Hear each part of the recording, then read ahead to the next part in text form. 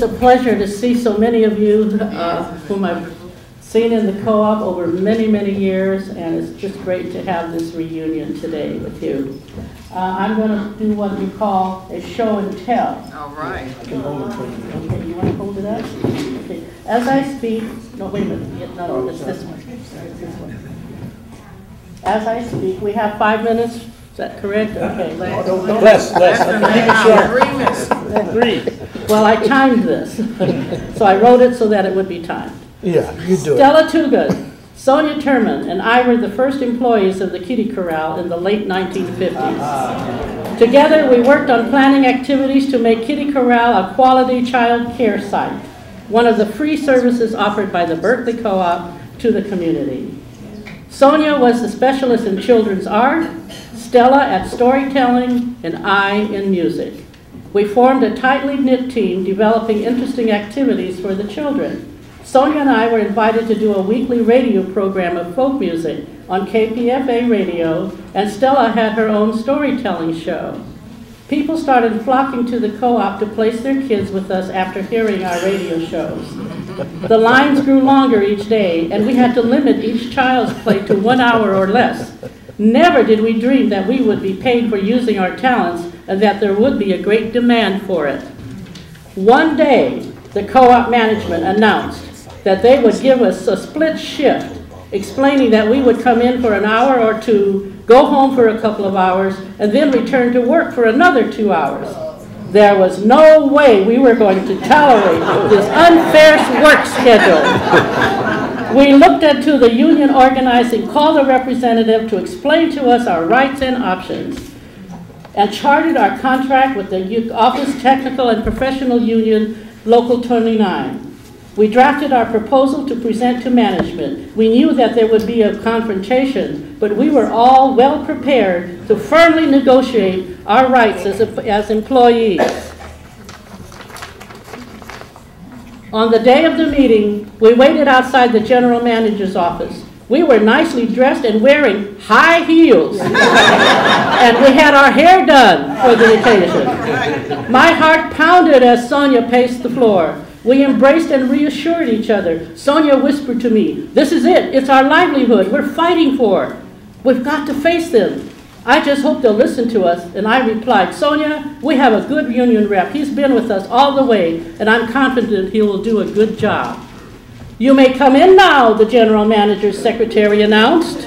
And together with 3 other employees, including Stella and our union representative, we filed into the office. The management side consisted of the general manager, his assistant, the financial controller, and he gave us a friendly nod earlier. The store managers, and they were all staring at us, not saying a word. We gave them our most gracious smiles as we planned. We noticed that despite their hostile glares, they were slightly disarmed by our confident entrance. We gave our reasons for not accepting split shifts and added to our demands pay raise, medical benefits, sick leave, and vacation. They were stunned. "You girls belong at home with your babies," the general manager said. "How dare you make these unreasonable demands?" He turned to me and said, "Vangie, you don't need this job. This is just pin money for you. Your husband works. Why do you need to work too?" Neither Sonia nor I mentioned that we were both on the verge of divorce and would soon be single mothers, each with small children to support. Although Hank and I were still living together, it was just a matter of time before we formalized the end of our marriage. Our union rep eloquently presented our case, showing that the co-op was unfair in its decision to institute split shifts, especially for working mothers. We sat silently as he negotiated on our behalf. After considering all of the issues and consulting with the rest of the management team, the general manager announced that they would agree to all of our demands, recognize our union membership, and sign the contract. At the co-op, however, we continued to encounter hostility from some managers. One timed our breaks to the minute and warned us if he would dock our pay if we did not come back on time. and they tried to find ways to claim that we were not doing our job. When we played guitar, sang, or read books to the children, they called that debatable work. When we had a broom and a dustpan in hand to sweep up spilled sand from the sandbox, they sarcastically complimented us on how hard we were working. We remained undaunted and continued organizing creative activities for the kids. A few months later, our staff was invited to join the International Children's Art Show for the opening of Ghirardelli Square in San Francisco. We brought the Kitty Corral's children's artwork, which received tremendous response. Because of the publicity and numerous letters from parents and teachers, the co-op management gained a new respect for us and backed off from harassing us. Later, we added Louisa Pierce to our staff, and she was the modern dance teacher and veteran of the Martha Graham Dance Theater company. Vivacious and talented, Louisa enhanced the artistic quality of our program by teaching the kids dance movement. She accompanied me on otter harp and assisted with the art activities.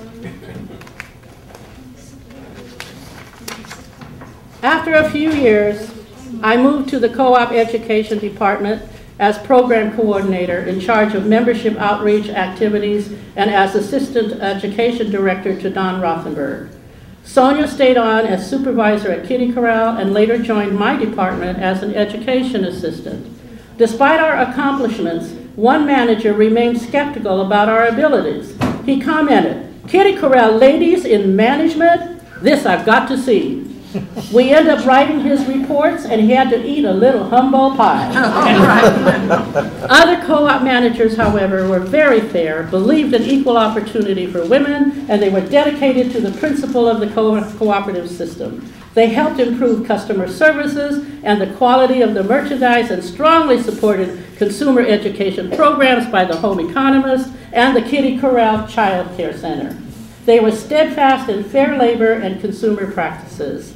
In closing, I'd like to add, the co-op was also one of the first employers in the Bay Area to hire Japanese Americans following their release from internment camps after World War II.